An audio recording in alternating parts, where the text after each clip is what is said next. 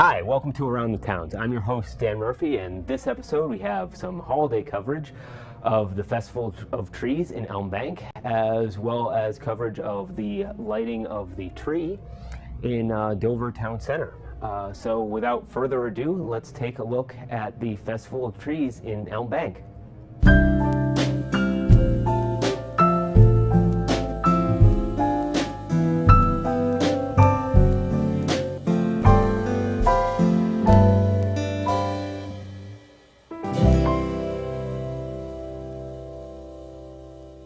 Hi, I'm Dan Murphy, and I'm here with Greta. Gretel Unsbach. So why don't you talk a little bit about the Festival of Trees that's going on here? The Festival of Trees is a fundraiser for the Massachusetts Horticultural Society. We've put together a wonderful exhibit of 65 decorated trees, all different. We're raffling them off. During the time that we have the exhibition, we also occasionally have horse-drawn wagon rides. We have live music a few nights. We have a pajama party coming up tomorrow, actually. And Santa drops in once in a while. And then there's the fabulous Snow Village, which I think is going to be part of this thing. Yeah. So it's a good time for everybody. The cost, when I go into this, the cost is moderate. So it's easy for a fairly large family to come out and just enjoy it and be able to afford it. Yeah, and there's also a raffle component as well. Oh, yes. At the end, on December 14th, we're going to raffle off all of the trees in here. So if you win a tree, you win the tree, what's on the tree, and everything under the tree. And in some cases, it's just a really pretty tree. And in other cases, there's a significant amount of loot that goes with the tree. We have the Bartlett tree, which has about $250 worth of toys under it. Anything from that to the Belmont craft beer tree that has about $200 worth of beer under it. So there's something for everybody. There's an engineer tree that's popular every year that is, in fact, just a giant Connect set and then comes with snap circuits and chemistry sets and things like that. All sorts of things. Okay. So who donates these trees? It's a huge variety. There are a few companies that gave us money that sponsored a tree, and we put the tree together for them. There are some garden clubs that donate a tree, and all of the rest is done by individuals. And is there significant involvement from the Dover-Sherburne community? There is. We have the Dover Garden Club. We have the Noannet Garden Club. We have, I don't know where the Morse Institute, is the Morse Institute Library one of yours? I know last year I think there were 3 trees from Dover, so... And 3 is about the right number. The garden clubs are wonderful in giving trees, and particularly the ones in the area like Dover and Sherborne are great at supporting this event. Yeah. So then what are some of your favorite trees so far? My favorite trees so far, I kind of like the elf tree, which is right behind you. It is covered with elves, including a couple of rather intoxicated legs sticking up the top. I always have fun with the engineering tree. Was by trade an engineer, so it's my job to keep the thing running during the show, and that's always a challenge. This year, the Kneck set keeps spitting out balls. There's usually an owl tree that I like very well. This year we have a bird tree that has a few owls on it, and I enjoy that a lot. I like the goat. We have a goat. It's, again, not all trees are trees. And the goat is, I think it would look really good in my garden, don't you? So, I'm assuming you entered the raffle for that one. I absolutely entered the raffle for that. And actually another one that Frank Ham generously every year gives us one of his rustic trellises or gates or something, and I always put in for that as well. Haven't won it yet, but hope springs eternal. So how many years have you been involved with this? This is the 6th year, and I've been involved for 6 years. Okay, so since the start? Since the start. I've been the chair. I think this is the 2nd year I've been the chair, but I've been involved from the get-go. The Festival of Trees encompasses a variety of activities that include Pajama Story Hour. We're going to try to keep the Snow Village open through the February vacation. We'll see. The horse rides are worth coming to see, even if you don't want to come inside the building. They're two giant Percherons named Bob and Bill, very sweet horses, and especially seeing the reaction of small children when they first see one of those is just precious. And usually on the weekends we have the fire going outside, and sometimes we get a collection of people who just gather around the fire pit and enjoy each other's company. Have you had a lot of children coming to this? We have had a lot of children. We've had, I think the youngest was about 2 weeks old. And usually in the early hours we get lots and lots and lots of children, especially when Santa is expected and when things like that are going on. We have also had senior tours during the week, so I think the oldest people who have come are in the 90s. And I honestly can't characterize what the attendees are like. I've seen just about everybody, and it's a wonderful thing. It's a great way for somebody who's not familiar with Elm Bank or with Mass Hort to get acquainted with us. And the other thing I'd add is we have a Hanukkah tree. So if you are not into Christmas, that doesn't prevent you from enjoying Festival of Trees. Yeah. Well, this is wonderful, and thanks so much for organizing all of this and talking to me. You're very welcome. Thanks for coming out here.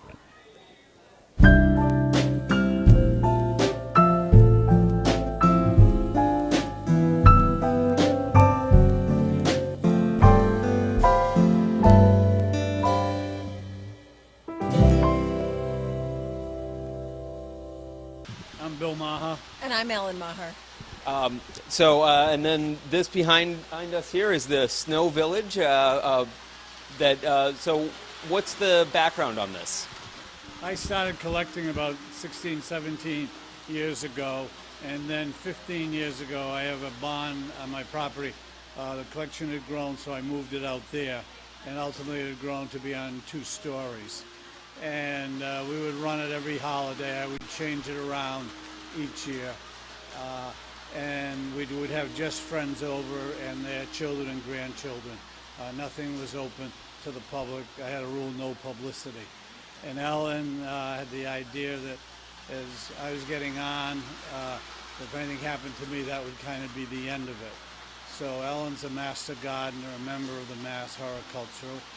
So she talked with Kathy McDonald, who's the CEO, and then Kathy and her people came over and looked at it, and they were very much interested in adding it to their festival of trees that they have each year. And so I have donated it all to them. This is about, what you see here today, is about 40% of my collection. So, and hopefully over the years they'll be able to find additional space and put up the remainder. They'll change it from year to year, as I did in my bond also. But now it gives the public an opportunity to see a Christmas village. Okay, so how many trains are approximately presented here? There are 3 trains and 1 trolley here. When I had it in my barn, I had 6 trains running and 3 trolleys. So as they expand, they'd be able to run, 6 or 7 trains. And then what about some of these other decorations that you have the trains running around? What are some things you can tell us about? One of my favorites is the Nutcracker. Can you turn that on? It cycles through all of the different scenes that are in the Nutcracker suite. This village over here is the New England village. It's all sort of a New England farming village. Then it moves to the mountains. Then it comes to the North Pole. The kids all love the candy factories. And then it goes over to Fenway Park. And after Fenway Park, it goes to an area like Beacon Hill in the Back Bay called Christmas in the City. And how'd you obtain all these miniatures? I just bought them over the years. Most of them are made by a company called Department 56 out of Minnesota. But an awful lot of them I bought at Barber Brothers when they were on Route 135 in Natick. And there are other stores. There's one up in Peabody, the Christmas Eve shop. Taylor's in Needham used to carry. They don't carry the line anymore. But there are various stores. I got started with a company. They're out of New Hampshire, but one time had a store in Faneuil Hall, the Christmas stuff. So. And then see Thomas the Tank Engine there, and That came out. Lionel came out with that last year. And you'll see a lot of the ones, particularly in the North Pole. There's a Fisher-Price building where they make the Fisher-Price toys. There's Hot Wheels, there's Play-Doh, there's Barbie. It's McDonald's. McDonald's, yeah. That's by Fenway Park. Starbucks. So a lot of them, Department 56 licenses with the companies. so you're a member of the Horticultural Society. And I'm a master gardener, and it's such a wonderful property here. It's just wonderful to help them expand and get more people to know what they're about. And this is a great event, I think, to bring people in. It is. It is. The crowds have been up this year, which is wonderful. More people are getting to see it, so we're happy. Okay, well, thanks so much, guys. Thank you very much. Right. Very nice meeting you, right? Thank you.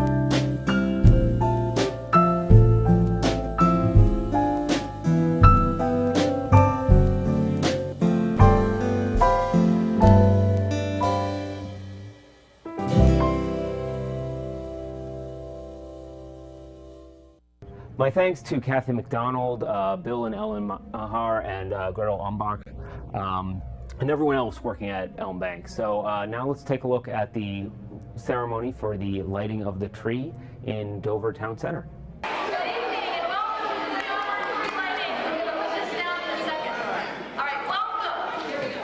So as you can see, the first tree is on, and I heard that this year there's a second tree about to be put on shortly. They have to actually manually plug it in, so that will be happening momentarily. So keep your eye out that way for a second tree, which is a new thing this year, which is very exciting.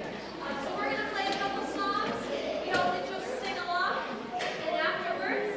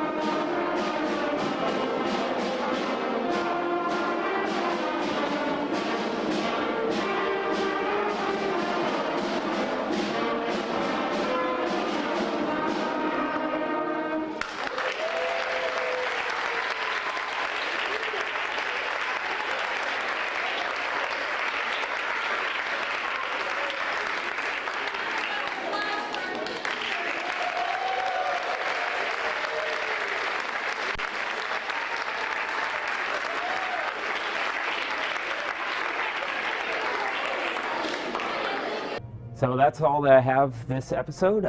Thanks for watching and happy holidays.